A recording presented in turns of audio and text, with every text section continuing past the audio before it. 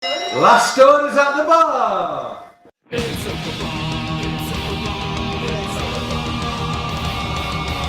A night in with Mauler and the drinker, getting trashed with the web screen dinkers. A cheap night cause I'm feeling kinda thrifty, got a 10-pack of beers and a bottle of whiskey. Hop up the cork, have a glass of wine, perhaps they'll say I'll be fine. Trouble walking in a straight line, but pour me a Pinot Noir. It's open bar with our hosts, Mauler and the critical drinker.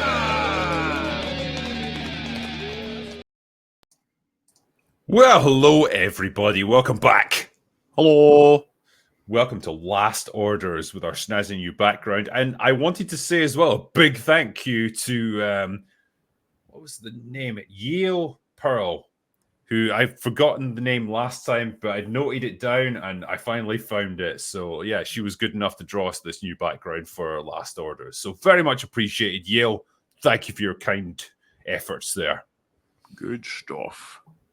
But here we are, and it's time to answer some damn super chats because they came in thick and fast on the night of open bar. We didn't get through all of them, as usually happens on the night, but here we are, and we're going to answer them for you right now. So I'm going to jump right in with the first one from Normal Man, who says 2012 is when the best Lord of the Rings game, Lego Lord of the Rings, came out. There you go. I like the Lego whatever games, you know, when they did like the Harry Potter ones and stuff. They were actually pretty inventive, pretty fun. They were good stuff. Grant says, please rank your bottom 5 Marvel TV shows. I mean, in no particular order or what? Should we try and do this? It's gonna be tough, but we can give our best attempt, I think.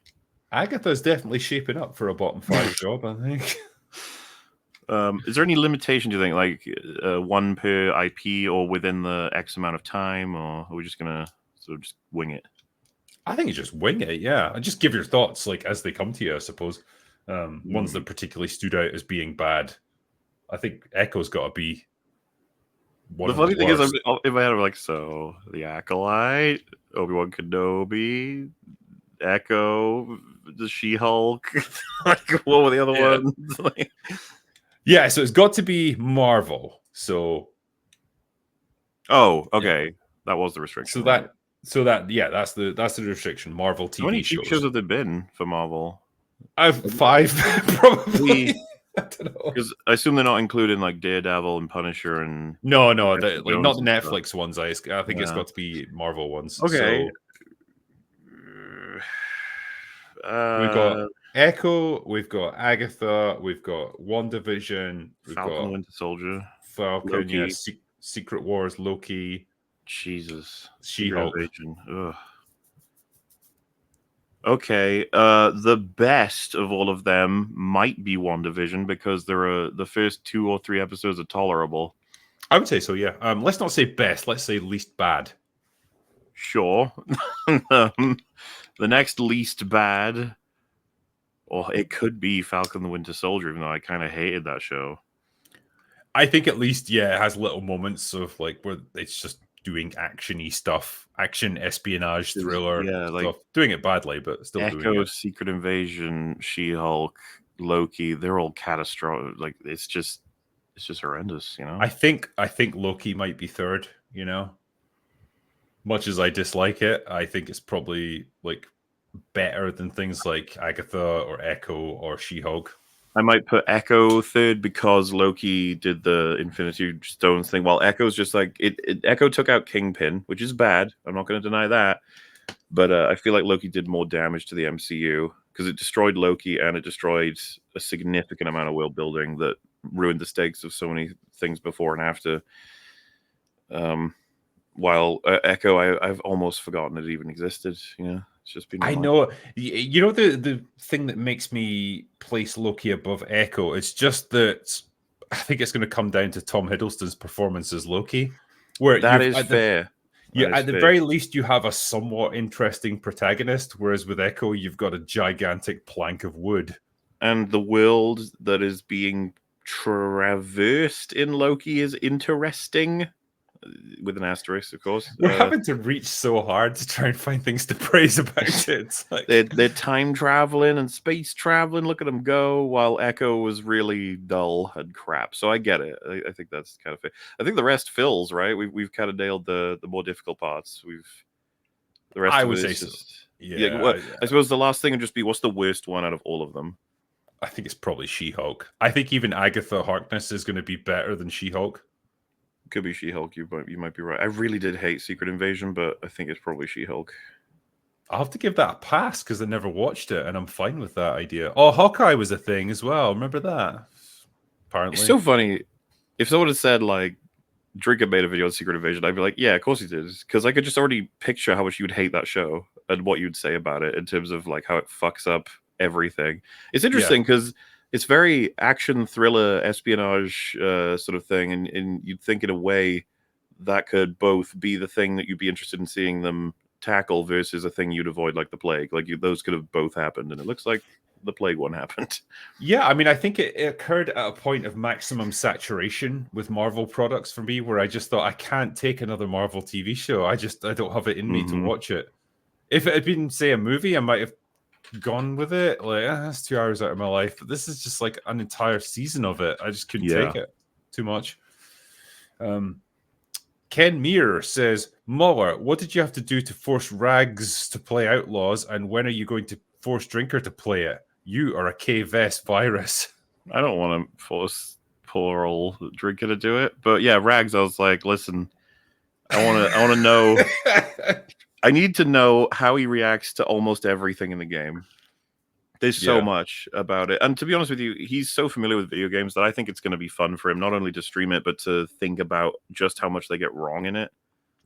So, yeah, there's that. I mean, see, I'm in a good place with video games at the moment. I'm playing Space Marine 2. Just having fun. I just want that to continue for a bit before I have to subject myself to something horrible. Alan Stewart says, please put your top 5 horror films. This is more for the chat. So, okay. In no particular order, I'd probably put The Shining up there as one of my favorites. Event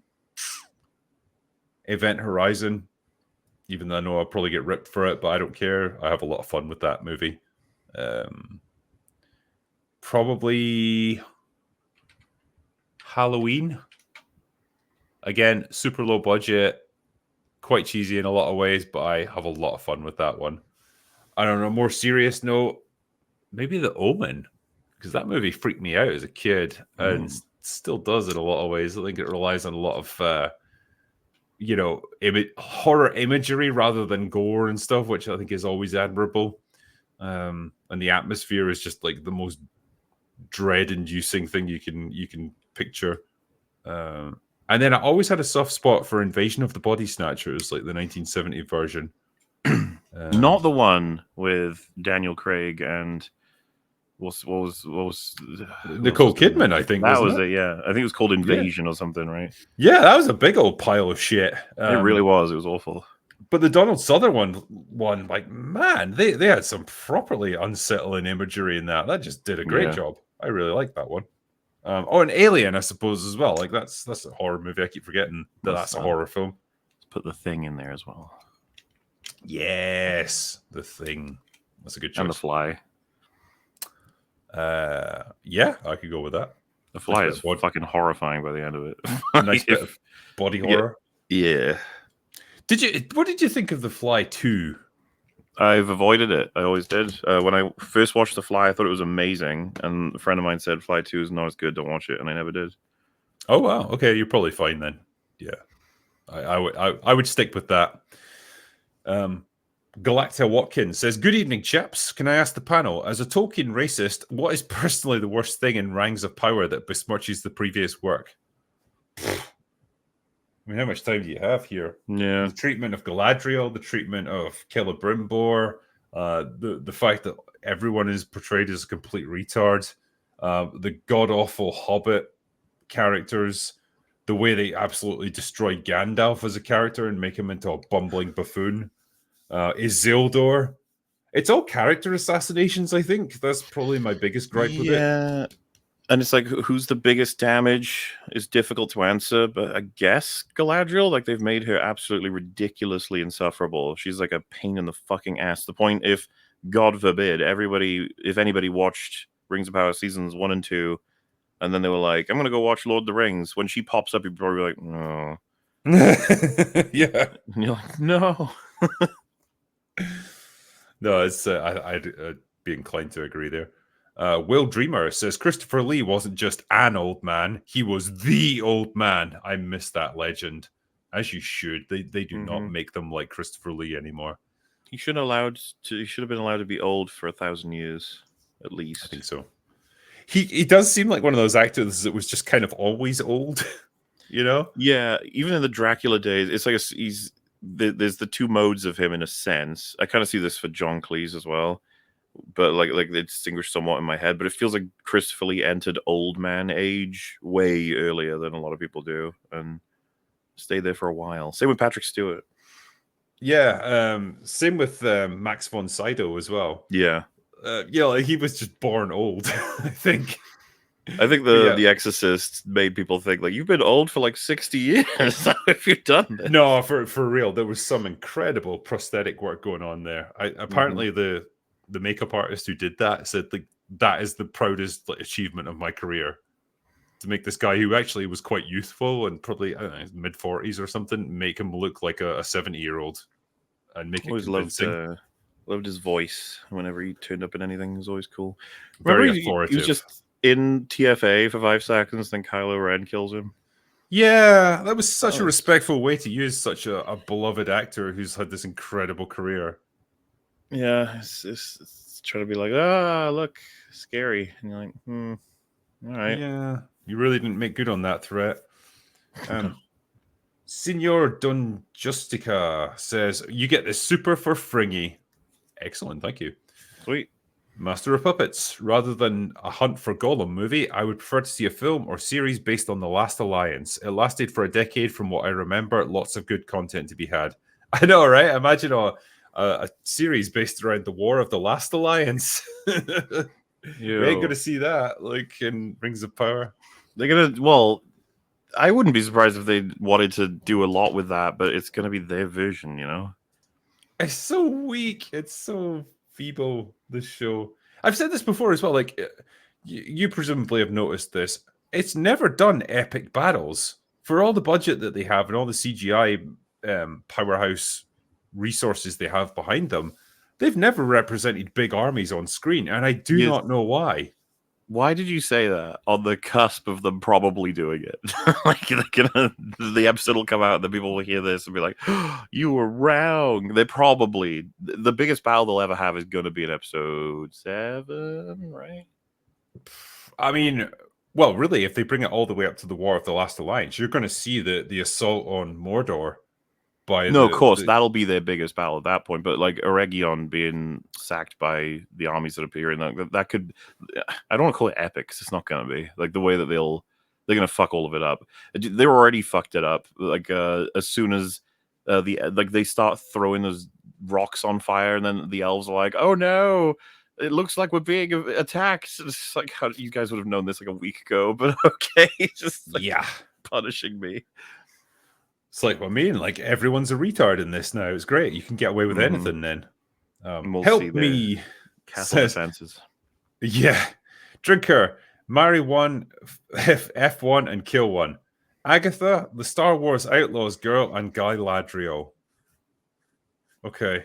And he also says, by the way, Spectre and Quantum aren't good Bond movies, but better than today's IP slop.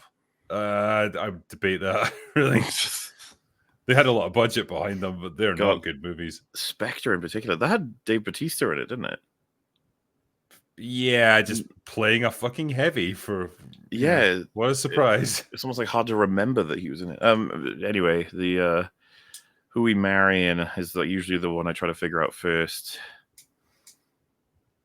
I don't know. In this batch, it might be a case of like, who do you want to kill the most?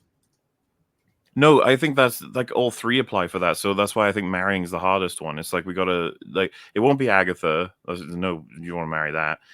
Probably marry Kay Vess from Outlaws because you can't like Galadriel's protected by plot armor. Kay probably isn't, so you could just just quietly murder her. And make it then look like an accident. It'll be fine. Marry, kill. Probably kill Agatha because she's the one that would likely try to kill you. Out of the three. I think okay, that makes sense. And then shag the Galadriel. I guess so. It works out. So are we assuming that they're like in? You don't want to marry that Galadriel, do you? I'm weighing this up in my head, right? And then, it was. You probably, I agree on the Agatha thing. You're probably going to have to kill her because she will just murder you anyway. So, like, that's kind of a given. The Star Wars Outlaws girl. See, it's like the Outlaws girl is probably easier to get along with than Galadriel, but you have to look at that face every day if you're married to her. It's a jump scare. That's what it is. Every time you wake up, Jesus Christ! Good morning.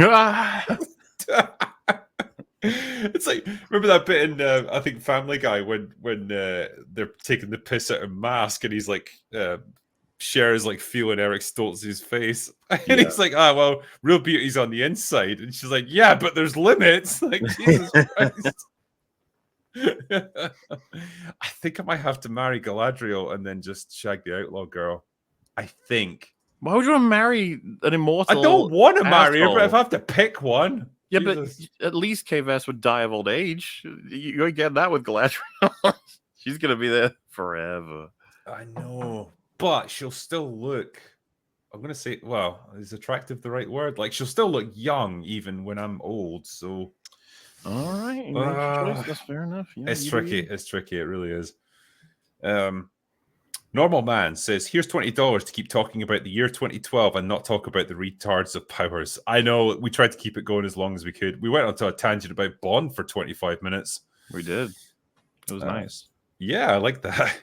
Satan Slayer says The Rock is the best Bond movie. It's truly Sean's last Bond movie, plus Nick Cage is in it. Need I say more? No, you needn't. It's I actually find The Rock a really satisfying movie. It's fun. I love it. It's great. Connery is just, he's on fire in that film. Mm-hmm. Shaker Silver, speaking of the Costa Concordia, internet historians, The Cost of Concordia was a great vid and more compelling as a film compared to what Hollywood makes now. That was a superb bit of video making, I suppose, for YouTube. He put a lot into that. I mean, most of his stuff is pretty awesome, but that was particularly good. Kruglov says, Tomorrow Never Dies is the best Bond movie, especially nowadays. It's approaching the Demolition Man level of topical. Yeah, like news manipulation. It was kind of ahead of its time, actually, because it was, I guess, right on the cusp of the internet becoming a big deal. And yeah, it feels like it was quite ahead of its time. I do quite like that one.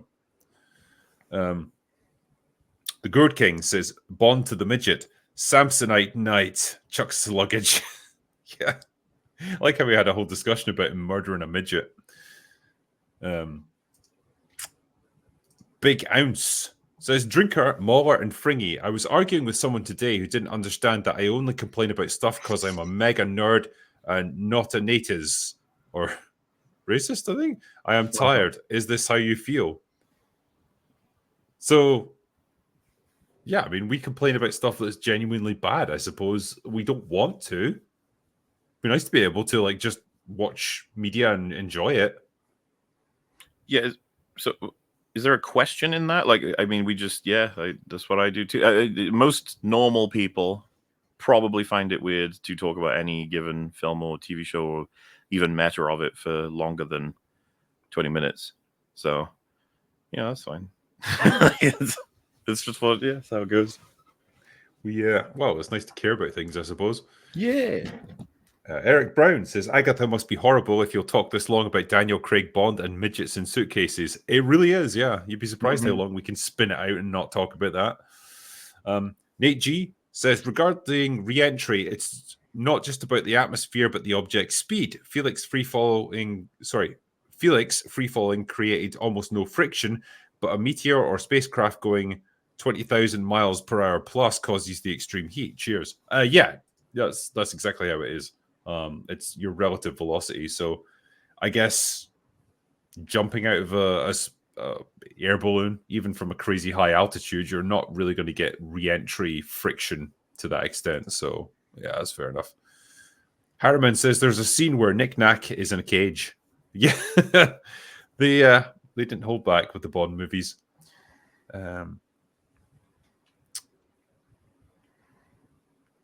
Yeah, Black Kane says, I'm an American, but seeing Bond ski off a mountain with a Union Jack parachute makes me want to burst into a chorus of Royal Britannia. That was a very cool opening scene from, what was it? The Spy Who Loved Me. I actually almost got the stuntman killed doing that, because if you watch that footage back quite closely, he goes off the cliff, detaches from his skis, and he's just popping the parachute, and one of the skis like slams into it. And if it hadn't opened like quite as much as it had, it would have hit him right in the head and probably done some pretty serious damage. So he was lucky there. Ed Song says, that goober of low altitude can't say the M word now, should have known better than to interrupt a man while he is getting down to business. What is that we were talking about there? Oh, the midget. Help me, he says, Clone Wars 2008 is not good. It's all nostalgia. What say you, Mauler? I haven't seen it. Have you? I haven't, no, because I don't care. Well, I think it's an ongoing debate these days as to whether or not that show is good, because it's like a transitionary period of a show of whether or not it makes it into the cool kids club or not, with Star Wars. That's fair, yeah. Simon Ho says the gayest Marvel show should be called Fagatha Harkness. I know they missed a trick there. Benji Cooper says Marvel really isn't getting an Andor for a couple of years, is it? No, probably not. I don't know what they could deliver that would give us an Andor level of. It's really down to just who's making it. I think of this because, like, it's like, do you buy the next thing from Dave Filoni is going to be significantly different from everything else you've seen from Dave Filoni? It's like, no. So it doesn't matter what character or what part of the world he's making a thing for. Like, well, I think because the question relates to Marvel as well. So, like, are they going to get something with Andor's level of seriousness? And but with storytelling and stuff. With the Marvel creators, at least with Dave Filoni, you sort of like I'm pointing to him as well as a Jon Favreau because they're like the names we know are going to be headlining projects. With Marvel, it's wild, man. We'll have as many as completely different names we've never even heard of, but it'll all come out the same, Yeah, it's like goes through the machine. Yeah. So I guess what I'm saying is just even if it's a recognizable name, the history would usually tell you that we're not in for something great. It's going to have to be a shakeup. It's going to have to be hiring. What I don't understand is you have someone. Didn't Mike Flanagan get booted from, or rather left Netflix? I think he's doing work with Amazon now instead. And it's just like, why don't you just grab him, give him all the money you waste all the time, and just ask him to make a Star Wars horror show or something. That would be something I'd pay to see, actually. I just don't, and I think someone would say, like, I don't know if Mike Flanagan fits into Star Wars. And I'd be like, I know, but it doesn't even matter anymore. They've completely fucked it, and they're burning money on people who are insane, who don't even like Star Wars. So just, if you're going to do that, why don't you just buy someone who can make good TV reliably? Well, I mean, it must be surprisingly freeing in some ways when your brand has no longer got any real worth and any real value. You can do almost anything with it, and you can experiment with stuff like you suggested, having Mike Flanagan come doing a horror Star Wars show. Why not? Because there's nothing to lose at this point. If you just throw a bunch of interesting directors at this IP and actually give them free reign, there's a good chance one of them will at least strike gold and produce course, something genuinely good. All of that applies to Marvel as well. It's Disney I see as a giant umbrella of fucking failure. It's just like, I don't understand. They're so willing to burn so many hundreds of millions. It's like, just burn it on a person makes good stuff at least. We're an umbrella shielding you from success. It's like it's raining and the umbrella has shit pouring out from inside it onto you. You're like, this is not helping. This is just an awful umbrella. I would rather the rain. It's raining money, and it's like the umbrella's there, poking it away. Like, no, you're not getting near this IP.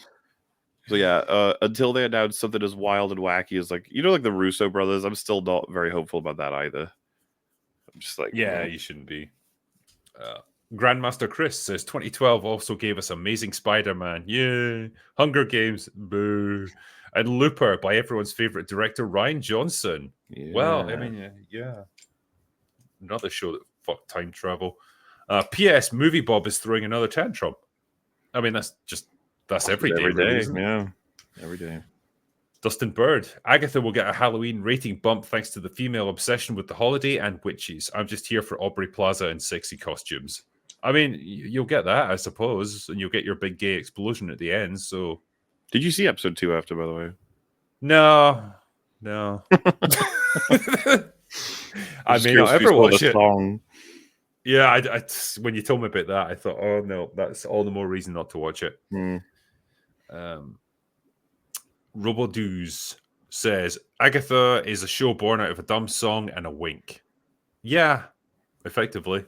I don't know who they thought it was ever going to be for or who it was going to appeal to. Estaria Azul says, where the fuck is Doctor Strange or Wong? Don't think about those kinds of questions. Like, this exists in a bubble. Yeah.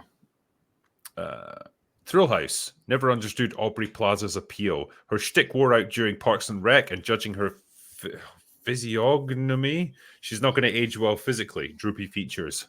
That is fucking harsh, man. She's like 42 or something. She's not going to look exactly the same as she did in Parks and Rec. I don't know. Like, I get the impression she is probably kind of funny in a deadpan sort of way. She's a bit doomed to be in the throw any good actor in here, and they're going to have a rough time in terms of entertaining you. Yeah, just, So did you watch Legion at all? No, I need to though. Everyone keeps recommending it. Yeah, well, I watched the first couple of seasons, and she was in that, and she was pretty good in that. Actually, I liked it. I don't know where it went after that. Like, I kind of lost interest eventually, but she's definitely got a niche, and I don't know. It feels like what the fuck's her name? Basically the younger version of Aubrey Plaza that was in Beetlejuice 2. Jenna Ortega. That's it. Yeah. Why did I blank on her name there? Yeah, she's kind of filled that niche now, and it's like, okay, you've been supplanted. Jailer Kren says Jack Lucas, youngest Medal of Honor recipient, fell from over 1,000 feet when both shoots failed, and he walked away by rolling. Okay. So you can fall 1,000 feet, and as long as you roll, then you're fine. Was he going down a mountain that was really steep, and so he was able to roll? I don't know. I mean, if he had parachutes on, I would assume he fell out of a plane, presumably intentionally, and they just didn't work. No, I just mean what kind of ground is he landing on? Because if it was just flat and he was going straight down, I don't see him rolling is going to help you out,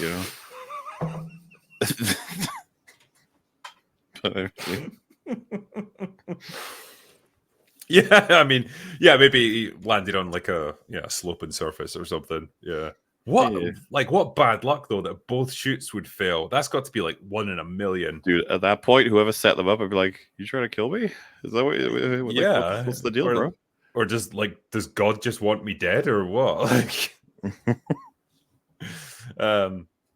He also says favorite TV show. Mine is The Expanse. Well, I think we know Mallers, and yeah, mine's probably going to be Farscape.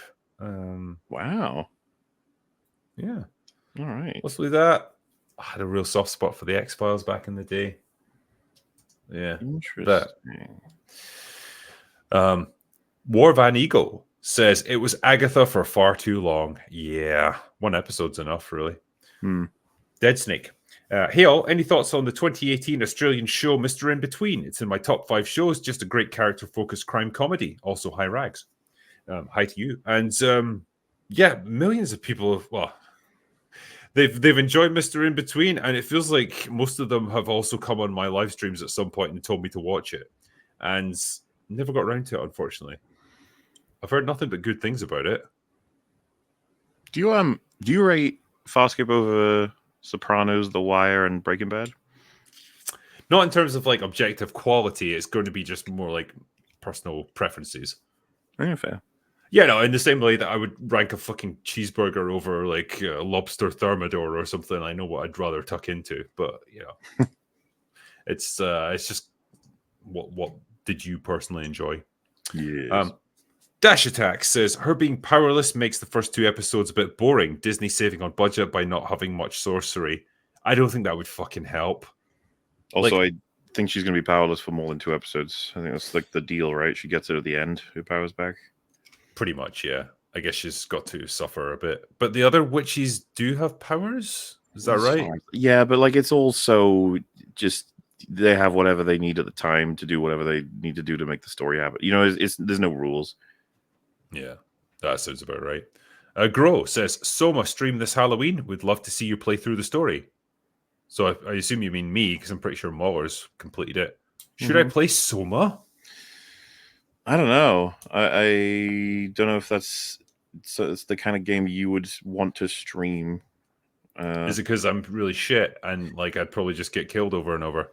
No, it's more like you need to be in a particularly prepared mindset to be able to it's very much a thinky game, and I don't know how entertaining it'll be to stream it as opposed for you to play it. Yeah, because like take for example, like Fringy streamed it. I was hoping he would because I knew that he was just gonna spend a lot of time talking about what it means to be human, sort of thing, throughout going through it. But I don't know if that matches the kind of energy you want to have for your streams. It varies, right? Because here's the thing: if you're playing a game like a Souls game or Stellar Blade or something like that, where very hack and slashy, and it very much depends on you having really strong concentration on what you're doing moment to moment, you know, in order to just not continually die. It's pretty hard then to offer any sort of commentary while you're doing it because you have to be focused on the moment to moment gameplay. And then I always worry like that doesn't make for a very entertaining stream for people because it's like, well, anyone can just tune in and watch you just hack and slash your way through a bunch of enemies and bosses. But if you're not really like engaging with the audience while you're doing it, then what's the point? It's not very fun. And almost like a game like Soma might actually lend itself better to that, where it's like I'm not really having to concentrate so much on just like staying alive so much as I'm, you know, having to make decisions and like rationalize them as I go, which in some ways I think is better. Like it allows me to engage with the chat a bit more as I go. So it could be a better thing to do, I think. I mean, you know, wouldn't want to throw you off from trying it. I mean, it's possibly my favorite story in video games. So it'd be interesting to see what you think of it if you got to the point where you were interested enough to finish it. I don't know how it would go exactly, but it could work out. If you had to like rough guess, like to complete the main storyline, about 10 to 12 hours. Okay, so reasonably long, but not like ridiculous. I'll think about it. Slick Pete Flash says couldn't finish episode 1 of Hex in the City. I'm out. I don't blame you. Cannon Faldero, Agatha is boring. Go back to talking about Bond. Well, yeah, with pleasure. Yep. Shaker Silver, Longman Power, Astral Project to watch good films. Yeah. Kohlhauser, can we just call Unicron and end it all? 199 Yo Joe. I mean, yeah, sure. I think we should do it. That was referencing how I think I said to you because when it was either when they were singing or something else, but I just started thinking about Iron Man. Like it was like a defensive mechanism. Just thinking about him flying around in his awesome suit in the first one and punching people and stuff, it felt like a start a protective bubble because of how awful Agatha was. Which, you know, you should try it. It's good. Yeah, but then I would be thinking about that. I wouldn't even pay attention to what's actually happening on the screen. Yeah, which means you then have to rewatch it. You're like, no. Yeah, well, it'd be like I get quizzed about it. So, what do you think of the latest episode, Drinker? And it's like, well, you know, I love that bit where Tony like fired that rocket at the tank and then walked away, and it blew up in the background. Awesome. That moment is so good. Moses Zislak. The only way I'd watch this garbage is if Aubrey Plaza was half naked the whole time, and it wouldn't be for the plots. Why go half? Why not go all the way? That's better. Nicolex Mage says, did anyone see Werewolf by Night? That was so under the radar and what this show could have been, sort of. Like, fuck, man, what was Marvel doing? Yeah. I did end up watching that, I think, last Halloween, funnily enough. And I remember thinking it was probably the best thing they'd made. It was, I don't know if I'd say it was good, though. I'd have to rewatch it to tell you. But I remember thinking, like, this is definitely better than fucking Secret Invasion or whatever have you, which is not hard, but it's still something that nobody really talked about. Yeah, it just kind of like the person said, it just kind of flew under the radar, and no one seemed Yeah. to catch it. I don't know why. Richard Shaft said, speculation. Agatha can't kill Aubrey because the same coven, the new coven, isn't official. It's Aubrey's power specifically that would kill Agatha. I mean, maybe. Who fucking cares? Like this, just gonna like make up the rules as it goes. You skipped over who knows and went to who cares. Like, Normal man. Plot twist. The guy doing the interview is using gay in the same way that dudes in COD lobbies use the word that no one has caught on. I mean, since the guy is actually gay in real life, I suspect not. But yeah, it'd be quite cool if that was what he was actually doing. Definitely seems like soft provocation. Like, let's see what we can do here. Let's see what they say. Well, yeah, because like, I don't know. Did you get the impression that Aubrey Plaza wasn't really that into it and like kind of seemed a bit bored with that line of questioning? You know, when someone asks a question like that and you're just like, I can't think of the good answer. It's like, oh my God, yeah, so much. 100%. Totally agree. Love it. It's like, I don't want to read too much into her body language / answers, but it really did come across as though she was not very impressed. Like with the statements. Well, it's like fucking back in the day when Scarlett Johansson was getting asked about playing Black Widow or whatever, and it's like, oh, what kind of underwear did you wear under your costume? It's like, that's the question you're going to ask me out of all this potential stuff that you could ask as an actress? That's it. I just got that same sense of just exasperation and quiet despair. Dork Ritual says, Hidely ho there, parasocial palominos. Have any of you maniacal mirthmongers had a gander at The Terror on Netflix? If so, elaboratino. If not, do it. Diddley, hail team, Gorumbulos. Wow. That was quite the super chat. But yeah, we have talked about this before. We both really enjoyed The Terror. Yeah, recommend. Good show. Yeah. Dash Attack says, there are ways to make a gay show. It's called JoJo's Bizarre Adventure. That's not what Agatha is going for. Yeah. Well, it's just, there's ways to make an entertaining show as well. And again, that doesn't seem to be what Agatha's going for. Drake Timbershaft says, so, Mr. Gibson, is The Passion of the Christ the gayest film about Jesus? That's where we're going. Is Passion of the Christ 2 going to be double gay? Oh, yeah. All the gay. There truly will be a gay explosion at the end of that. Normal man's. I ship Jesus and the devil. Like, normal man says, question for the panel. What's a flavor of the month actor that you wish got a longer career and more time in the limelight? That's a good question, actually. Jessica Biel. She was everywhere in the fucking the early 2000s, and then just kind of vanished. Shame. I don't know what happened to her. Yeah, she had it all going on in Blade Trinity. Yeah. I don't know if you've got one. Wait, one to sort of pick as a female actress that didn't quite make it or something? Or? No, it doesn't have to be female. It could be, well, anything really. Just any actor that kind of had a short stint of like being in everything and then just kind of vanished. Well, does it have to be one I like? Yeah, so it's like you wish that they'd gotten a longer career and more time in the limelight. I don't want to be too generic here, but I mean, I kind of would have wished that Charles Dance got more when he was younger. He could have gotten around with a different set of roles. Because I think he's been typecast and kind of wasted in a lot of ways with anything mainstream. So it would have been nice to have had him break out a little earlier, even though he had the gravitas when he was in his like 40s and 50s. But it was only once he did Tywin that he was given like the chance to be in more stuff. But even the stuff that he was in wasn't particularly. It's just like, Another one's like Jason Isaacs. I wish he's scratched at like, what would you call it? Just like the stardom, but he didn't quite get there. And I always felt like he was easily capable of it. He's played so many great roles. Yeah, so much, I mean, like, he's still working at least, which is something. But yeah, I get what you mean. It's like he never quite hit the big time as an A-lister. Yeah. And there's a few others. There's all these like different actors I think about. I remember, I think we talked about it at the time. But you remember is it Bruce Greenwood who's in Fall of the House of Usher? It was like, Yes. man, that Yeah. felt like finally he got to have a role where he just got to show off how fucking good he is, and because he's always supporting, and he always nails it as supporting. But it's like give him more, and I think Yeah, that show like did. because like the benchmark I suppose for an actor like that is like, can they like just deliver a monologue and have you glued to the screen? And yes, he absolutely can. And it was nice to see him get that chance. So yeah, I think that's a good, really good example actually. Absolutely Ruddy says Headland doing Broadway is a step down. She's done. Well, don't count her out. She probably knows where the bodies are buried, I suppose. Jeremy Soden.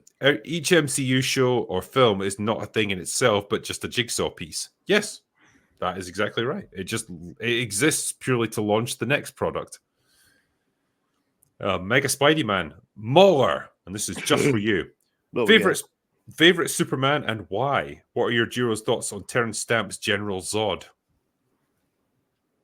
Man, I'm gonna have to like refresh myself. This is the thing. I need to refresh myself on Superman in general. That's certainly not Snyder stuff. But I mean, it's gonna be Christopher Reeve's Superman is my favorite. I've got nothing that's gonna shock you to add to that conversation. Like it's just I love Henry Cavill in all the different things he did. I feel like he never got to be super bad. I'm with everybody who's just like, one day, man, maybe if we hold out hope, you could be Superman. But it was like it's so weird to think it was like perfect casting, perfect timing, and everything. It's like here we go, and then it's just what did he get? Like three different failures. Yeah, plopped into the lap of the most fucking incompetent filmmaker in modern Hollywood.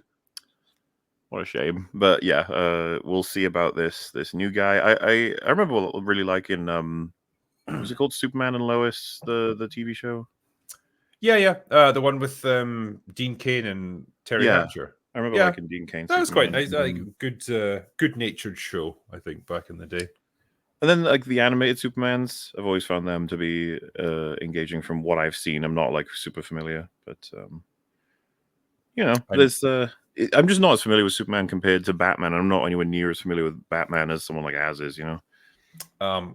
Casting your mind back to Superman 2, they asked, what was your thoughts on Terrence Stamp's General Zod? Yeah, like I said, I need to rewatch it to be able to say anything. So I feel like I almost flushed that from memory. I quite liked him. Notwithstanding the weird sort of 1970s disco outfits that the three villains had on, Terrence Stamp's a pretty commanding actor, and like I feel like he really he committed to that one. He was in the Electra before film. Zod. What's that? He was in the Electra film. Do you know that? Was he your dad or something? He's like a trailer. He was like Master Splinter type person. Well, he was also in the Phantom Menace for about 30 seconds. He was made Valorum. Yeah. Valorum. So like the paper chancellor. Tony says Agatha and Ironheart will fail, but Daredevil? Yeah, don't hold out hope. That show's fucked. Just think about who's making it, right? It doesn't matter if you've got the good actors back. Like, ultimately, the showrunners and the writers and everything, yeah, it's not going to work. Daffy Duck says, I have a solution to raise entertainment value of the show. Add Wile E. Coyote chasing Roadrunner randomly. You're welcome, Marvel. I would put that in. Why not at this point? Yeah, they should have the little the Subway Surfers game at the bottom right of all their movies. I'd say so. Just so we can see that and be like, oh. Crimson Cyborg says, I'm an American, just learned about Wandsworth Prison. Okay. Right. As is Dead Chicken. This is the gayest open bar ever. Power of one, the power of two, and the power of gay. I know we can do anything with the power of our gayness. My God. Optimistic Nihilist. A Helldivers 2 update landed on Tuesday. It reversed many of the nerfs that ruined the game and it's fun to play again, although it would appear that it's too late to recover the momentum that it once had. Yeah, I don't think you're going to get it back now. Games like that. I hate stories like that where it's just like you skewered your own fan base's interests, and because you always sit there thinking, how did you fuck up? How did you make those decisions? Well, like when you had like a fairly well balanced game right off the bat that people were just really enjoying, it's like you don't have to make any major changes to it now. It's just like keep doing this, like this level of careful. Like support. Yeah, like and really listen to like let's put it this way: like, listen to, do some polling. Maybe there's no reason not to. Like, I think a lot of developers are just like, "Well, it's my game. I do what I want." It's like, yeah, but it's moved into a position now where it's like everyone's game and they're all loving it. So, you got a very special position. Don't just fucking fling in random updates. So many developers do it.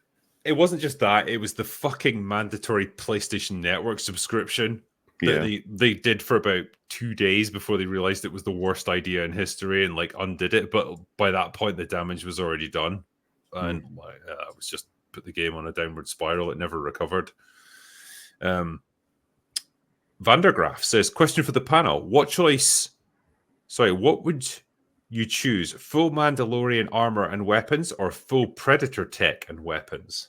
Ooh. It's a good choice, actually. Because you can either go invisible or you can essentially be indestructible. I mean, the armor doesn't cover a lot of Mandalorian, You get, like, what is it, like fucking 40% coverage or something? Well, it depends how much you want to slap on yourself, I suppose. I guess. If you had like an Iron Man suit of Beskar, then that would change my mind. But as it stands, I mean, you get the plasma caster, invisibility. Do we get super strength, or is it just the stuff? Just the weapons rather than the machine, or sorry, the weapon. Why can I not make words coming out of my mouth? Yeah, rather than the being inside the armor. We get the spear and the smart disc and the net. Can't forget that. And I was thinking about the net. Actually, I think I would shoot everyone with that just to like give them agonizing deaths. I feel like you do it once and then instantly regret doing it to a person. I'm so sorry. I'll just let me kill you quick with my spear. I feel like if you did that, like say there was a group of people you're up against, and you did that to one of them, the rest would just run away.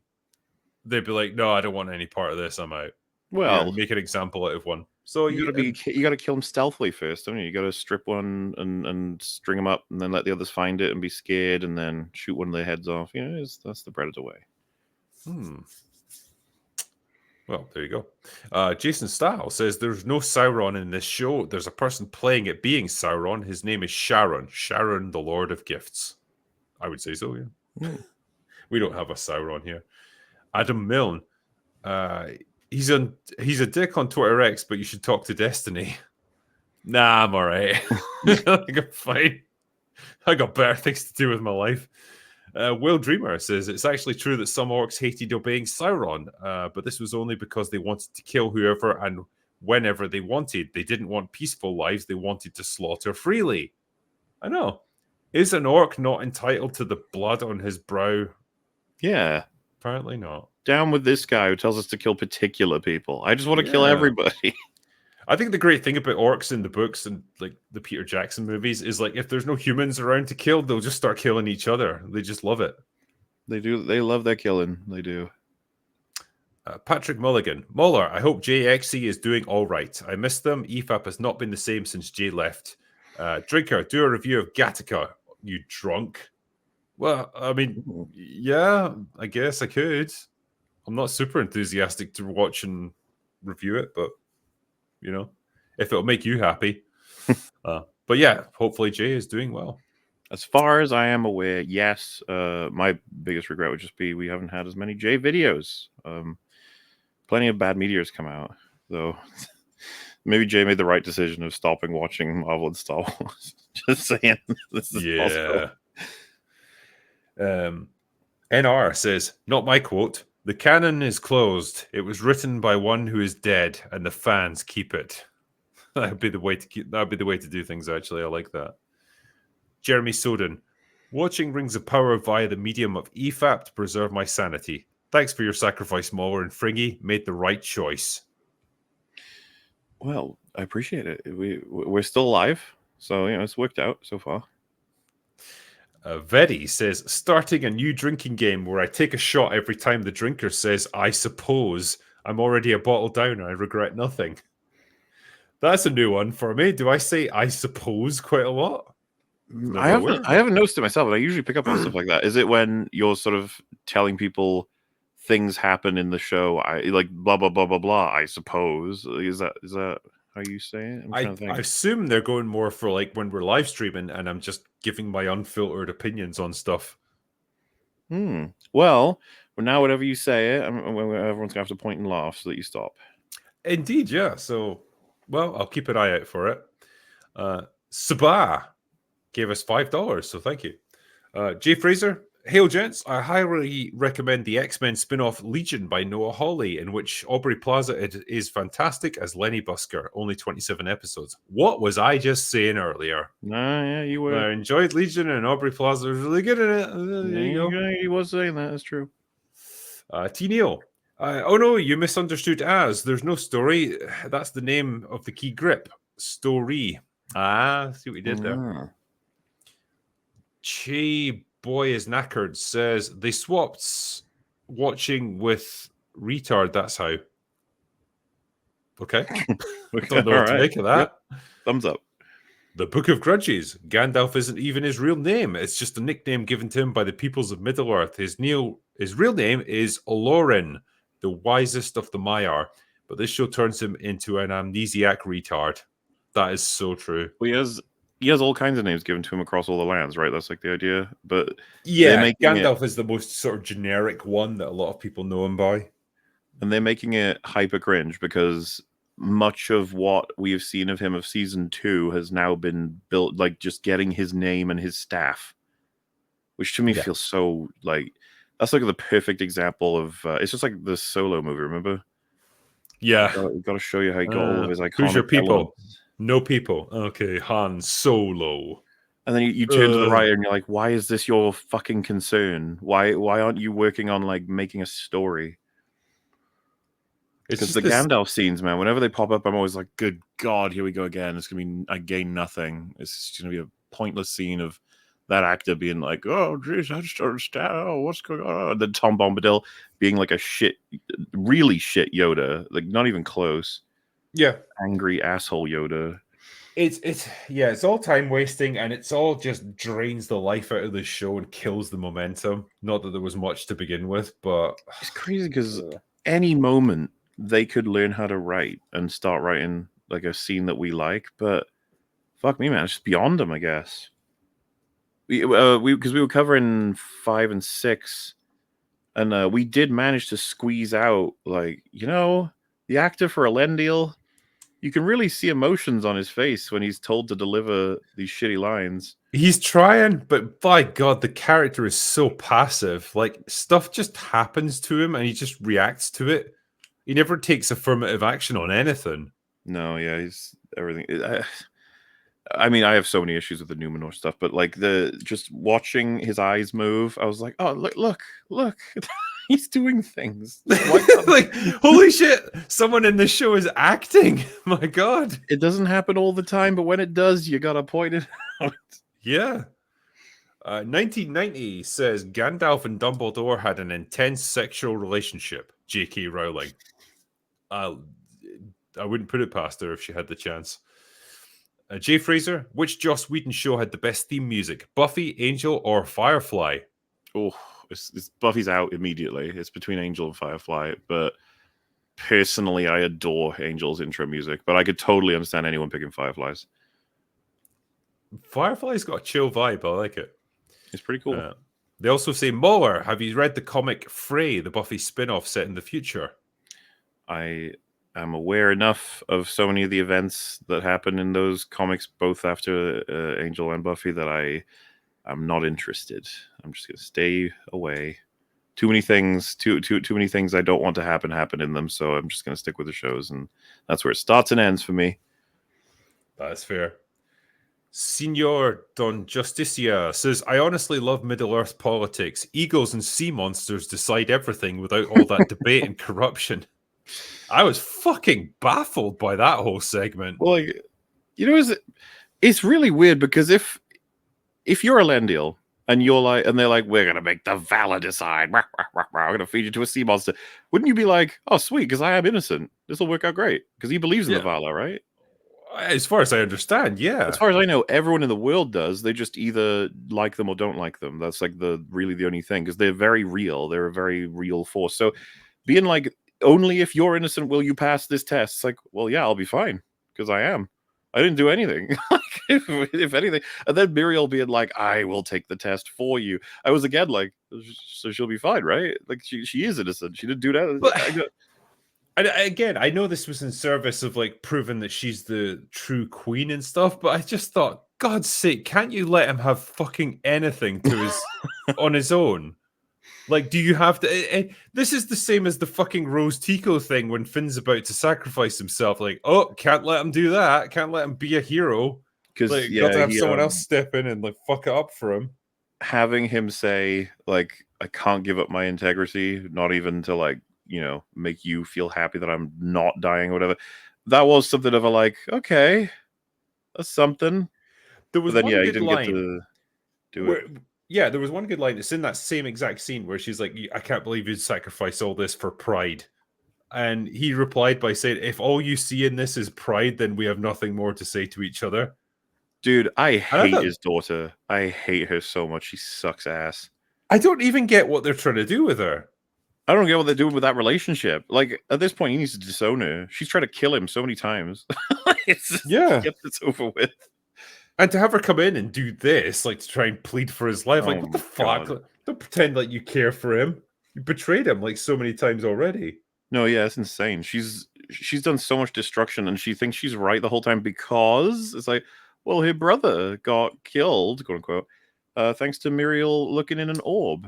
And I still don't get how that's her conclusion of the events of what's happened. Did nobody tell her what Muriel did over there? Did nobody tell her the people they saved? Did nobody tell her the insane volcano shit? Did nobody like what's the angle? I just want to speak to her and be like, so you hate them for trying to save people? Is that what you're saying? She's like, no, I hate them because she did this because of what she saw in the orb. It's like, what, trying to save people? What are you saying? Do you hate them for the fact that they save people? Just say that. God, so annoying. David Sumner, filmmaker, says, is there any movie that you like but everyone else says is terrible? I actually think Cutthroat Island is better than Pirates of the Caribbean. I think you're wrong on that one, sir, because Pirates of the Caribbean is really fucking good. I mean, you can like really Cutthroat Island for sure, but don't compare it to Pirates of the Caribbean, please.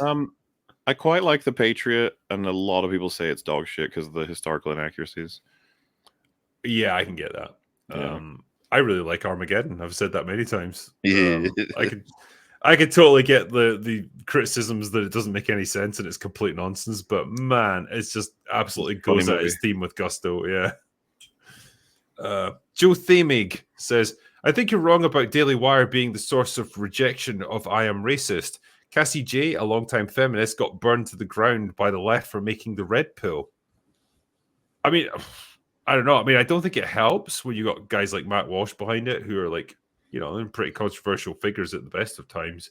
And a lot of people would just be turned off, one, by the name, and two, by the people making it. But, it is what it is, I guess. Jesus de Villa gave us a beer emoji, so thank you. Ian So Forth says, I'm this close to quitting unless they update those goodie bag at press premieres. Okay. Oh, yeah, that would be... what was his name again? John Campea. Yeah. Yeah, his graveyard of goodie bags he's probably got. Yep. David Gannon, Mauler and Drinker. I was inspired by your happy hours to rewatch the Cornetto trilogy. Fun fact, Nicholas Angel was named after Nick Angel, the music supervisor in the first two films. Oh, yeah, we covered that on the night, actually. Yeah. Yes. John Smith, The Last Starfighter and Explorers are perfect examples of films that should be remade. No, they were perfect the way they were. They need that 80s vibe to them. You know what I mean? Like, they need that kind of cheesy 80s tech with the limited technology and the limited special effects that they had at the time. I think that all adds to the charm of them. And if you remade them now, they'd lose so much. Jay Fraser, call me crazy, but I'll say Walsh's What is a Woman and I Am Racist are arguably among the most important docs that everyone needs to see at some point. Well, I think the important thing to take from it is, like, even if you don't necessarily agree with their perspective, sometimes it's interesting to watch documentaries like that just to get a different point of view. And that's a good thing. John Smith, Jurassic World 4 is directed by Gareth Edwards, brings back the writer of the original film and stars ScarJo Now I have no choice but to see it. Yeah, we'll see. Though, Jurassic as a franchise has a horrible history of sequels. yeah, it's like the Terminator movies, really. There'd be a time when all of those things put together would be gold, but Gareth Edwards did the creator, which wasn't amazing. The writer of the original film, okay, like let me see what he has done apart from that. So, original writer, David Coop, I guess. So he has done since then Mission Impossible, Lost World, Snake Eyes, Stir of Echoes, Panic Room, Spider-Man, War of the Worlds, Indiana Jones and the Kingdom of the Crystal Skull. Oh no. Jack Ryan Shadow Recruit, Inferno, that's the... Oh god. He wrote Dial of Destiny? Yeah, The Mummy, the 2017 version. And yeah, To be fair, it wasn't just him, but still. Yeah. So, a pretty spotty record. And Scarlett Johansson, again, there would have been a time when people would be super excited to see her in a movie like this. Now, not so much. I hate to say it. Listen, we'll see. We'll see. Obi-Wan Can Blow Me says... That's actually really good. Have you all seen True Detective Season 1? Thoughts if so? I've seen Alexandra Daddario's scenes, but haven't seen the rest of the season. I saw that season when it came out, so it's been a long time, but yeah. I've heard it's good. Mohammed says, did you see the controversy from Saber CEO's based comment on Asmongold's video on Space Marine 2? We need more people in the gaming industry like him. Yeah, they've had to do some serious backpedaling after that. It's like, you can't confirm that it was one of our employees who said that. No, don't ask us any more questions. Yeah, I think it speaks quite well of like what the company was trying to do ultimately, or at least the sentiment behind that game, even if they can't say it publicly. So, yeah, it's good. Daffy Duck says, just finished rewatching Farscape. It's amazing how a 20-year-old show with puppets is better than anything they're making these days. Frel. Exactly. Reed K says, I know this is but a drop of water in the ocean of problems that Rings of Power has, but their action scenes just suck. Poor pacing and weird cuts. My question, I guess, is what do you think of the editing in Rings of Power? It's dog shit. I like the editing. Just it's a fucking glacial paced show. I can't like speak to the editing being in any way snappy or engaging. It's very basic. Feels like hard cuts a lot of the time. Have you noticed sometimes they'll cut away from oh fuck, I wish I remembered. It was this, what was the scene before the scene with the Kraken and Muriel? There was like a scene setting up it was going to happen. Then we cut back to, I think it was either the dwarves or the fucking stewards or whatever for some goofy shit. And then they cut back again to like the execution trial. And I remember thinking to myself, like, God, what awful placement. But whatever. Just, as far as I can tell, the editing is done in such a way that's just like, just get it done. Just get it out. You're like, all right. It almost feels like they shot it continuously of like they shot all the scenes in Numenor. They shot all the scenes with the dwarves and the scenes with the hobbits and stuff. And then they just figured out, well, later on we'll figure out how to patch this together into episodes. Yeah. That's how much of a mishmash it feels like. Yeah, and just as an example of the terrible editing, that like the very beginning of the last episode where it's like Arondir, where he just kills a bunch of orcs and then it just jumps away from him and then you never see him again for the rest of the episode. That was funny, it's an absolutely pointless like little segue just to remind you that he's in it. The fucking finds a map on his fucking brace or whatever. I was like, what? And if you actually look at the choreography of that fight sequence, the orcs do nothing. They just kind of stand there while he kills them. Yeah. It's just sad. Shamash says, Mauler, are you excited about the Lies of P DLC? Somewhat, yeah. It'll give me a reason to replay the game, which I quite liked. Andrew Valdez says, Fringy, you better stream the game as well. There you go. Yeah. Nicolex Mage says, Rings of Acolyte all along. It was, yeah. Southeastern Kaiju, Galadriel's erotic scream is the best clip ever. Which one's that? I'll need to go back and look. Scream, yeah. You're never going to top that bit when she's riding the horse in slow motion. That was just terrifying. Gamp's Law says, Mauler, should I go with the release date order for my first watch of Buffy and Angel? Also, should I avoid the HD remastered version? I was searching online, but I think I have already seen what I didn't want to see. Well, generally, yes. Avoid the remaster. It's painful how poorly they did it for a lot of reasons. Secondly, not quite airing order. You're going to want to go to the thing I recommend people check out is called josswhedon.blogspot.com 2012 Buffy and Angel episode viewing order. So if you put all that into Google, you should get it, and it's just a good guide to. It can be weird when you're running two shows at the same time to know exactly when, but the guide has a basic instruction, and then it'll give you little red markings for where you need to watch this thing before this thing. Otherwise, you'll miss out on a cool payoff, sort of thing. It'll be backwards. But yeah, the show has a lot of little interconnections that are really cool if you watch them together. Oh, that's cool. Akirian Carter says, Drinker, the absolute man-beast of a YouTuber, will you ever do a video explaining your thoughts on the Star Wars prequel trilogy as a whole? Gosh, that's a big undertaking, isn't it? As a whole. Yeah. The thing is, I feel like so much has been said about the prequels that I don't know if I can really add anything meaningful to the discussion at this point. Yeah, I guess I would just be expanding on my initial point that I've made like many times on live streams, that I think the OT was like a great concept, brilliantly realized. I think the prequels were a good concept, poorly realized, and the sequels were a fucking mess. A bad concept without any realization at all. So yeah, the ideas were there. It's just the execution was bleh. That was the problem with the prequels.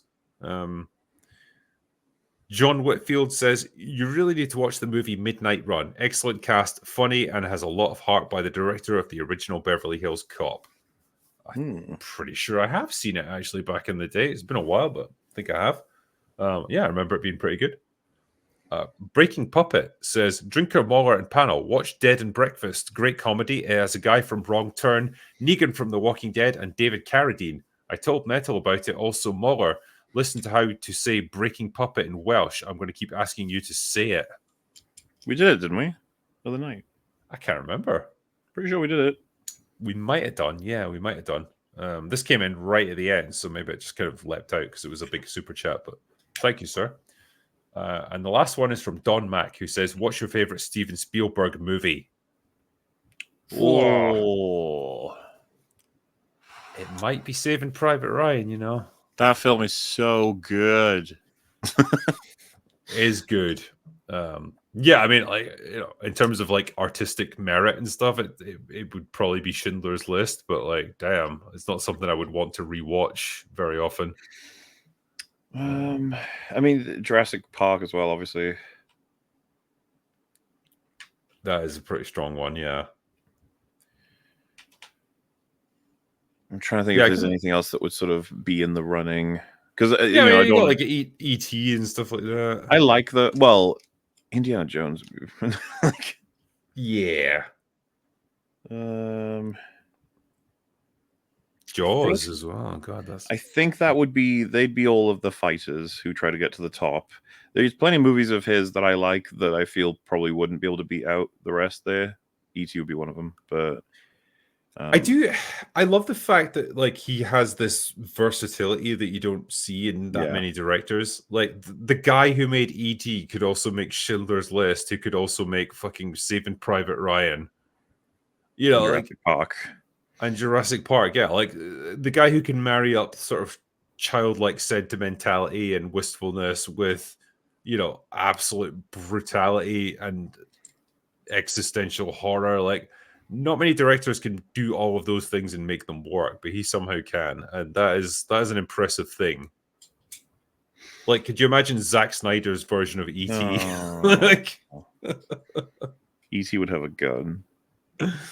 it's funny that I was actually reading a biography of Stanley Kubrick recently, and he tried for years and years, actually decades, to make AI. You know, the artificial intelligence movie that Steven Spielberg ended up making. He couldn't find a way to make it work with all his creative abilities and all of his skill as a filmmaker. It just wasn't in his wheelhouse to do like a sort of almost sentimental, childlike movie like that. He couldn't do it. He had to turn it over to Steven Spielberg ultimately. Interesting. Yeah, and it's just like, I think it says a lot about having that versatility as a filmmaker, I suppose. Yeah. But that was the last of the super chats right there. So we made it. Very well. And that is the conclusion of Last Orders. So it really is Last Orders at the bar, and it's time for us to make our way home. So I want to say thanks, everyone, for sending those in. Appreciate it as always. It was great fun to try and answer them for you.